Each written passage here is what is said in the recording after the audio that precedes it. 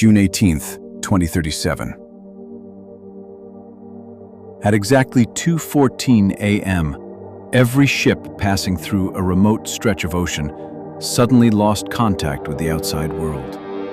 No distress calls, no signals, just silence. Satellite footage later showed something disturbing. 7 massive cargo ships drifting slowly in a perfect circle. Their lights were still on, their engines were still running, but every single person on board had vanished. And the worst part? This exact stretch of water had already been declared safe decades earlier after a nuclear test. But the ocean never forgets.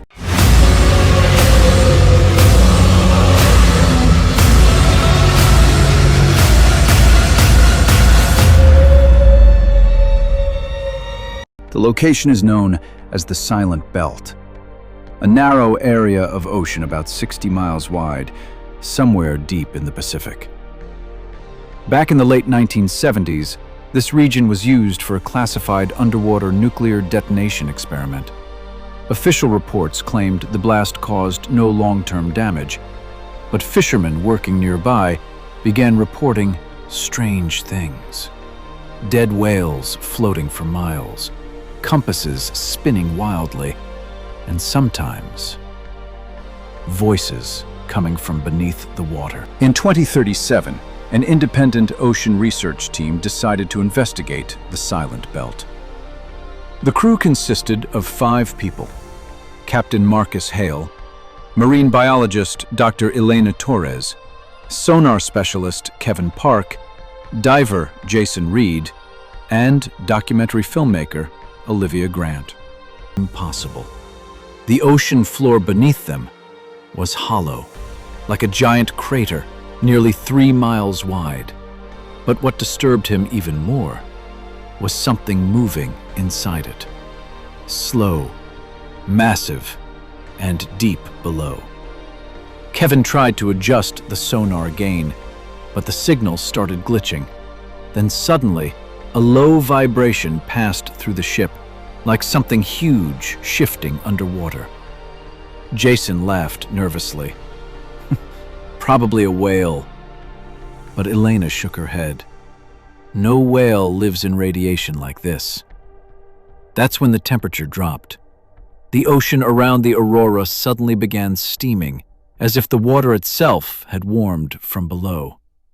Olivia aimed her camera toward the surface and froze. Shapes, dark shapes moving under the ship, hundreds of them, all circling slowly. Marcus immediately ordered engines to full power, but the ship didn't move. The water felt thick, heavy, like the ocean itself was holding them in place. Kevin suddenly shouted from the control room, "Guys, something's coming up!" On the sonar screen, a massive object was rising from the crater. Slowly, too slowly, as if it had been sleeping for decades. Then the radios exploded with static.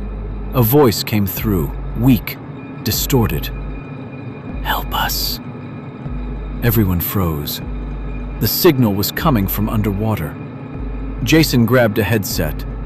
"Who is this? Identify yourself." Static again. Then another whisper. "Still alive." Elena checked the timestamp on the signal. Her face turned pale. This transmission is from 1979. That was the year of the nuclear test. Kevin looked back at the sonar screen. The massive object had stopped rising. Now it was hovering beneath the ship. Marcus grabbed the intercom. "Everyone stay calm. No one goes near the water." But Jason was already suiting up. "If there's a survivor down there..." Marcus grabbed his arm. "That signal is almost 60 years old." Jason didn't care. Within minutes, he was descending into the black water.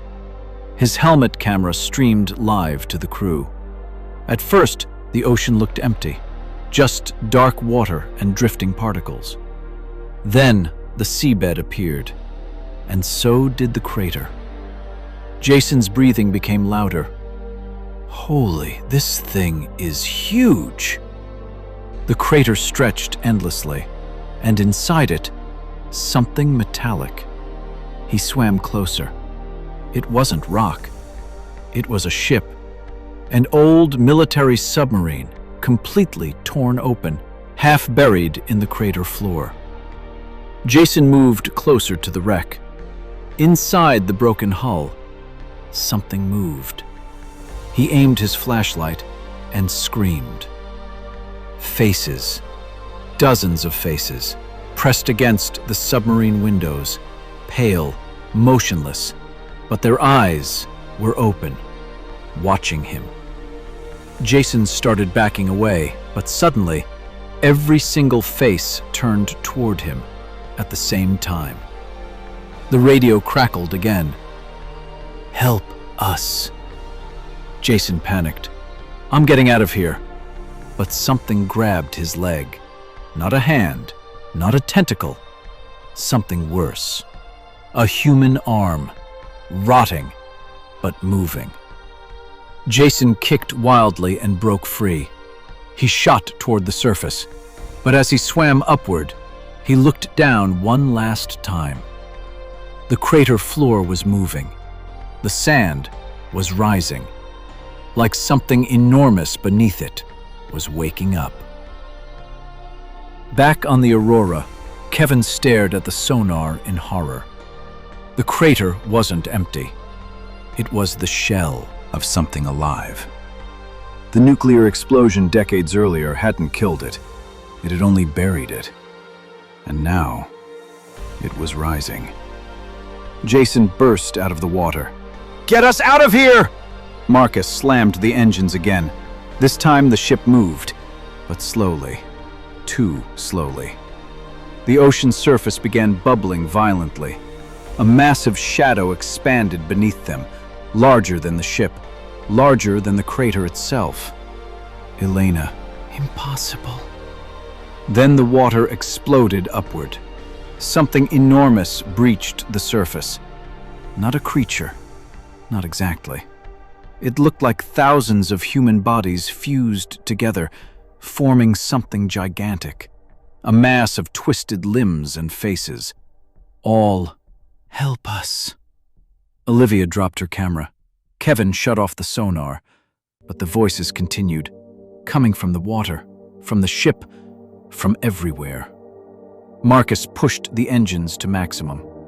The Aurora finally escaped the silent belt just before sunrise.